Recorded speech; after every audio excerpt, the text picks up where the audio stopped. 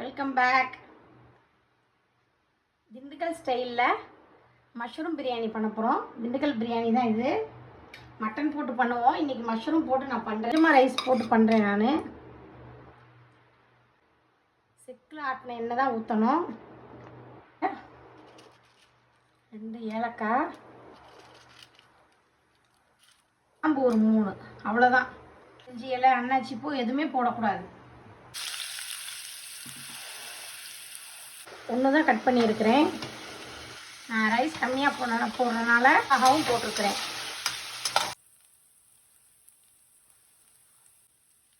வீட்டில் அரைச்சி வச்சுருக்க கரம் மசாலா போடுறேன்.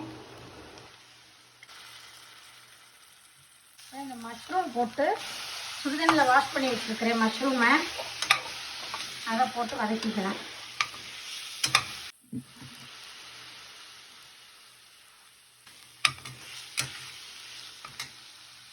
தக்காளி ஆட் பண்ணிக்கலாம்.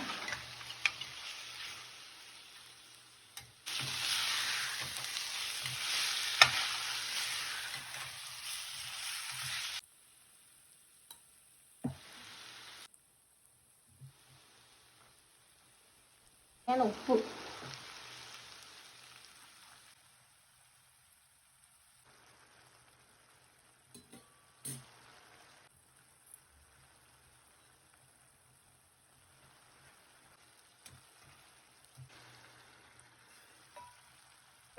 கொஞ்சமாக தண்ணி ஊற்றி ஒரு விசில் வந்தால் போதும்.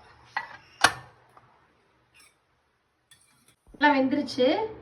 இப்போ இந்த பிரியாணியில் முக்கியமானது என்னென்னா, இதிலே நம்ம தண்ணி ஊற்றக்கூடாது. தனியாக கொதிக்க வச்சு இந்த ரைஸுக்கு உண்டான தண்ணியை தனியாக கொதிக்க வச்சுக்கணும். அந்த சுடுதண்ணி எடுத்து தான் இதில் ஊற்றணும்.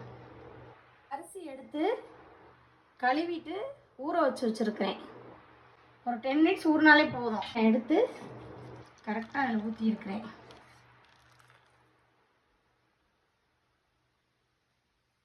இந்த ரைஸ்க்கு தேவையான உப்பு போட்டுக்கலாம்.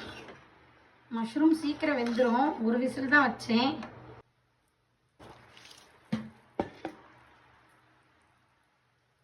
இது அப்படியே மட்டன் மாதிரியே தான் இருக்கும் இந்த பிரியாணி.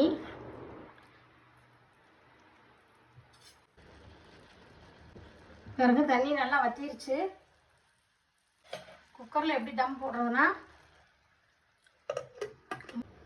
ஒரு ஆவி வந்தோடனே சிம்மில் வச்சு வெயிட் போட்டுருங்க. ஒரு 5 மினிட்ஸ் அதில் இருக்கட்டும். அதுக்கப்புறம் அடுப்பு ஆஃப் பண்ணிடுங்க.